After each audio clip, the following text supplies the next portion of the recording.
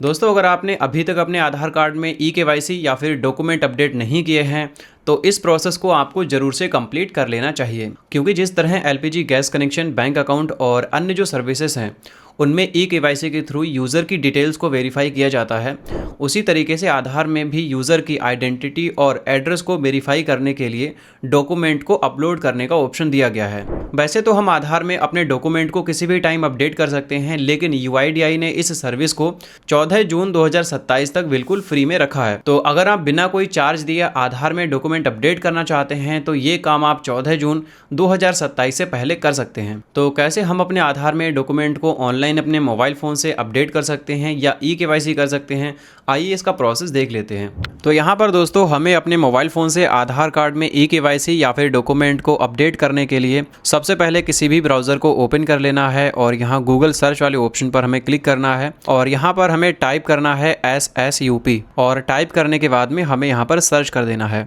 Search करने के बाद में हमारे सामने यहाँ पर जो सबसे पहले नंबर पर M आधार वाला UIDAI का पोर्टल का लिंक आएगा, इसी वाले पोर्टल को हमें यहाँ से ओपन कर लेना है। इस पोर्टल को जब हम ओपन करेंगे तो हमें यहाँ पर कुछ इस तरीके का इंटरफेस देखने को मिलेगा। दोस्तों, यहाँ पर ये जो M आधार का पोर्टल है, ये पोर्टल UIDAI की तरफ से है, जैसा कि आप लोग यहाँ पर देख सकते हैं, unique identification authority of India की तरफ से है। तो हमें यहाँ पर अपने आधार कार्ड में केवाईसी करने के लिए सबसे पहले यहाँ पर इस पोर्टल में लॉगिन करना होगा। तो जिसके लिए हमें यहाँ लॉगिन का जो ऑप्शन दिया गया है, इस पर हमें क्लिक करना है और इसके बाद इस पोर्टल में लॉगिन करने के लिए हमें यहाँ पर आधार कार्ड के नंबर को डालना है, जिस आधार में हमें डॉक्यूमेंट को अपडेट करना है। और यहाँ पर साइड में हमें जो कैप्चा कोड देखने को मिल रहा है, इस वाले कैप्चा कोड को हमें यहाँ पर डालना है और इसके बाद लॉगिन विद OTP वाले ऑप्शन पर क्लिक करेंगे। और इसके बाद आप लोग यहाँ पर देखेंगे हमारे आधार कार्ड से जो भी मोबाइल नंबर रजिस्टर्ड है उस पर एक OTP सेंड किया गया है, तो वो OTP हमें देख करके यहाँ पर एंटर कर देना है और यहाँ पर हमें लॉगिन वाले ऑप्शन पर क्लिक करना है। और जिसके बाद आप लोग यहाँ पर देख पाएंगे हम पोर्टल में सक्सेसफुल लॉगिन हो चुके हैं और कुछ इस तरीके से हमें यहाँ पर इस पोर्टल में हमारे आधार कार्ड के लिए कई सारी सर्विसेज देखने को मिल रही हैं। यहाँ पर ऊपर प्रोफाइल का ऑप्शन दिया रहेगा, इस पर हम क्लिक करेंगे तो हम अपने आधार कार्ड को यहाँ पर देख पाएंगे। तो फिलहाल हमें यहाँ पर अपने आधार कार्ड में डॉक्यूमेंट को अपडेट करना है केवाईसी करने के लिए। तो कुछ इस तरीके से हमें स्क्रॉल डाउन करके थोड़ा सा नीचे आ जाना है और यहाँ पर आप लोग देख सकते हैं डॉक्यूमेंट अपडेट का हमें ऑप्शन दिया गया है, तो हमें इसी वाले ऑप्शन पर क्लिक करना है। और इसके बाद यहाँ पर इस वाले पेज पर हमें बताया जाता है कि आधार में डॉक्यूमेंट अपडेट करने का प्रोसेस किस तरीके से काम करता है। तो सबसे पहले हमें यहाँ डॉक्यूमेंट बताए गए हैं कि हमें कौन से डॉक्यूमेंट रिक्वायर्ड होते हैं अपने आधार में डॉक्यूमेंट को अपडेट करने के लिए या ई-केवाईसी करने के लिए। तो पहला डॉक्यूमेंट हमें ज़रूरत होता है प्रूफ ऑफ आइडेंटिटी के लिए और दूसरा यहाँ पर डॉक्यूमेंट ज़रूरत होता है प्रूफ ऑफ एड्रेस के लिए। तो हमें यहाँ पर इन दो डॉक्यूमेंट की ज़रूरत पड़ने वाली है। यहाँ पर प्रोसेसिंग फ़ी बताई गई है, तो अभी आप लोग यहाँ पर देख सकते हैं आधार में डॉक्यूमेंट को अपडेट करने की जो सर्विस है वो अभी फ़िलहाल इन्होंने फ्री रखी है 14 जून 2027 तक। तो अभी हमारे पास में 1 साल है, हम 1 साल के अंदर अपने आधार कार्ड में डॉक्यूमेंट अपडेट कर सकते हैं बिल्कुल फ्री ऑफ कॉस्ट। और इसके बाद यहाँ पर प्रोसेसिंग का टाइम बताया गया है, तो इन्होंने प्रोसेसिंग का जो टाइम है वो 30 दिन बताया है, लेकिन आधार में जो डॉक्यूमेंट अपडेट करने का टाइम है वो 3 से 4 दिन के अंदर आधार में डॉक्यूमेंट अपडेट हो जाते हैं। और इसके बाद यहाँ पर हमें प्रोसेस बताया गया है आधार में डॉक्यूमेंट अपडेट करने का, तो हमें यहाँ पर प्रोसेस को आगे बढ़ाने के लिए नेक्स्ट वाले ऑप्शन पर क्लिक करना है। इसके बाद हमारे आधार की जो डेमोग्राफिक डिटेल्स है वो हमें यहाँ पर देखने को मिल जाएगी, जैसे हमारे आधार में हमारा नाम, जेंडर, डेट ऑफ बर्थ और एड्रेस। तो इन चीज़ों को आपको एक बार वेरीफाई कर लेना है और इसके बाद यहाँ पर हमें एक चेक मार्क लगाना है और यहाँ पर नेक्स्ट वाले ऑप्शन पर क्लिक करना है। इसके बाद यहाँ पर हम सेकंड वाले स्टेप पर आ जाएंगे, जहाँ पर हमें डॉक्यूमेंट को सिलेक्ट करके अपलोड करना होगा। तो हमें यहाँ पर डॉक्यूमेंट को अपलोड करने के लिए गाइडलाइंस बताई गई हैं, तो जिसमें आप लोग यहाँ पर देख सकते हैं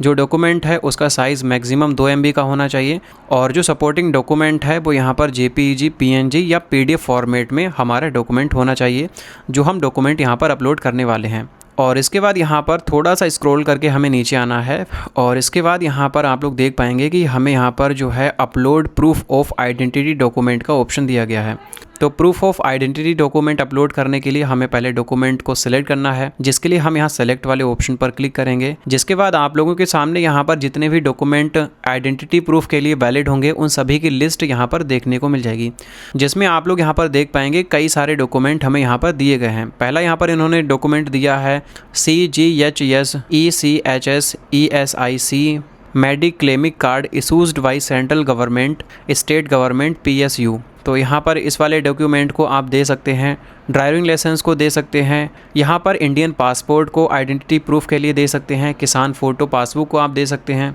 अगर आपके पास में मनरेगा जॉब कार्ड है उसे आप लोग यहाँ पर दे सकते हैं। कई सारे डॉक्यूमेंट हमें यहाँ पर दिए गए हैं और यहाँ पर आप लोग वोटर आइडेंटिटी कार्ड दे सकते हैं। तो हम यहाँ पर वोटर आइडेंटिटी कार्ड वाले ऑप्शन को चूज़ करेंगे। इसके बाद यहाँ पर हमें कुछ इस तरीके से ये पॉपअप मैसेज आएगा, तो इसे हम यहाँ पर एक्सेप्ट कर लेंगे और हमने यहाँ पर जो डॉक्यूमेंट सेलेक्ट किया है उस डॉक्यूमेंट को अब हमें यहाँ पर अपलोड करना है। जैसे मेरे केस में हमने यहाँ पर वोटर ID कार्ड को चूज़ किया था, तो हम यहाँ पर अपलोड वाले ऑप्शन पर क्लिक करेंगे और अपने फ़ोन से वोटर ID कार्ड की PDF फाइल को यहाँ पर सेलेक्ट करके अपलोड कर देंगे। तो हमने यहाँ पर प्रूफ ऑफ आइडेंटिटी के लिए डॉक्यूमेंट को अपलोड कर दिया है। इसके बाद यहाँ पर हम नीचे आएंगे,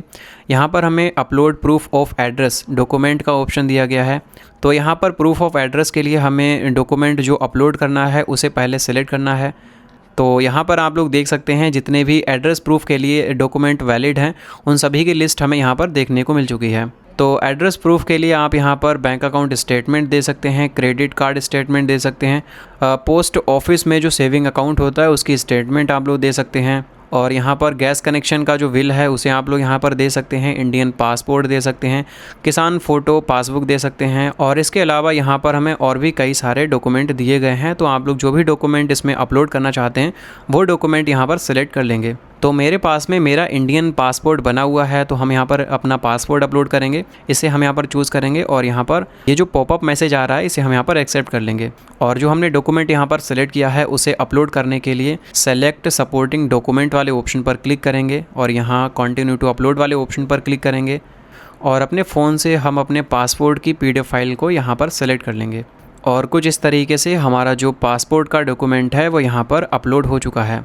तो यहाँ पर अपने सपोर्टिंग डॉक्यूमेंट को अपलोड कर देने के बाद में यहाँ पर सबसे लास्ट में हमें इनकी टर्म्स एंड कंडीशंस को एग्री करने के लिए चेक मार्क लगा देना है और यहाँ पर नेक्स्ट वाले ऑप्शन पर क्लिक करना है। और इसके बाद यहाँ पर हमारे सामने एक पॉपअप मैसेज आया है जिसमें हमसे कंफर्म किया जाता है कि हमारे आधार में जो हमारी डेमोग्राफिक डिटेल्स है, जैसे नाम, डेट ऑफ बर्थ, वही नाम, डेट ऑफ बर्थ और एड्रेस हमने जो सपोर्टिंग डॉक्यूमेंट अपलोड किए हैं उनमें मैच हो रहा है या फिर नहीं मैच हो रहा है। तो मेरे आधार की जो डेमोग्राफिक डिटेल्स है वो मेरे डॉक्यूमेंट के साथ में मैच हो रही है। तो हम यहाँ पर ओके वाले ऑप्शन पर क्लिक करेंगे और इसके बाद यहाँ पर आप लोग देख सकते हैं हमें यहाँ पर बताया जा रहा है कि ये जो सर्विस है वो अभी 14 जून 2027 तक बिल्कुल फ्री है। तो हमें यहाँ पर कोई भी फ़ीस का पेमेंट नहीं करना है, बस हमें यहाँ पर सबमिट वाले ऑप्शन पर क्लिक करना है।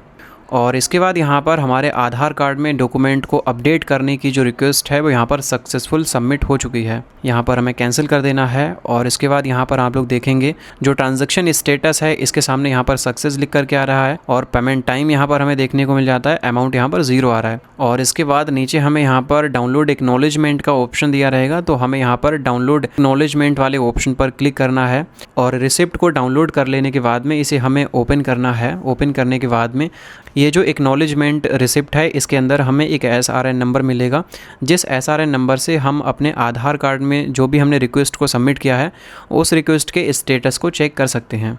और यहाँ पर इस रिक्वेस्ट को सबमिट कर देने के बाद में हमें यहाँ पर डैशबोर्ड वाले ऑप्शन पर क्लिक करना है और इसके बाद यहाँ पर हमें कुछ इस तरीके से स्क्रॉल डाउन करके सबसे लास्ट में आ जाना है। और इसके बाद हमने अभी तक अपने इस आधार कार्ड से जितनी भी रिक्वेस्ट सबमिट की होंगी वो हमें यहाँ पर माई ऑनलाइन रिक्वेस्ट वाले सेक्शन में देखने को मिल जाएंगी। जैसे अभी हमने जो रिक्वेस्ट सबमिट की थी डॉक्यूमेंट को अपडेट करने की, वो रिक्वेस्ट यहाँ पर आ चुकी है। तो इसे देखने के लिए हम यहाँ इस एरो वाले ऑप्शन पर क्लिक करेंगे और यहाँ पर व्यू मोर वाले ऑप्शन पर क्लिक करेंगे, जिसके बाद आप लोग यहाँ पर इसके स्टेटस को देख पाएंगे। तो अभी हमने जो रिक्वेस्ट सबमिट की है डॉक्यूमेंट को अपडेट करने की, वो अभी यहाँ पर वेरिफिकेशन वाली स्टेज पर है। इसके बाद वैलिडेशन होगा और इसके बाद हमारी जो रिक्वेस्ट है वो यहाँ पर सक्सेसफुल कंप्लीट हो जाएगी और हमारे आधार में डॉक्यूमेंट सक्सेसफुल अपडेट कर दिए जाएंगे। यहाँ पर दोस्तों आधार कार्ड में डॉक्यूमेंट को अपडेट करने का जो टाइम होता है वो एक बार जो है एक आधार कार्ड में 10 साल का होता है। तो अगर दोस्तों आपको अपने आधार कार्ड को बनवाए हुए 10 साल हो चुके हैं तो आपको यहाँ पर एक बार अपने आधार कार्ड में डॉक्यूमेंट को ज़रूर से अपडेट कर देना है। तो दोस्तों कुछ इस तरीके से आप लोग ऑनलाइन अपने मोबाइल फ़ोन से अपने आधार कार्ड में डॉक्यूमेंट को अपडेट करके ई-KYC कर सकते हैं।